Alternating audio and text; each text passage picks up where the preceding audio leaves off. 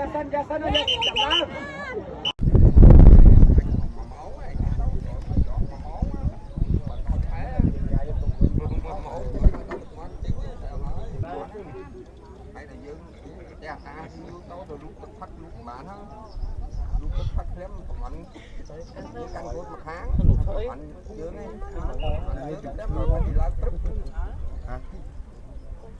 Rồi, lấy từ chư món.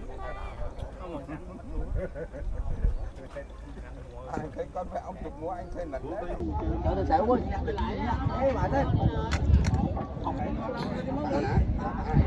Lơ quên. Lơ luôn. Chó thế anh chạy qua.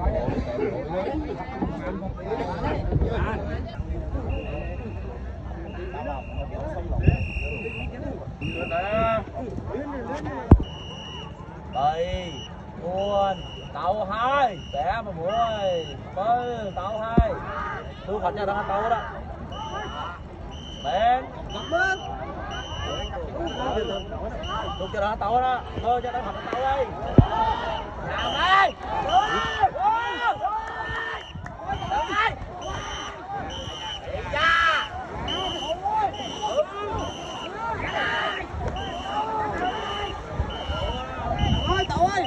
tàu ơi,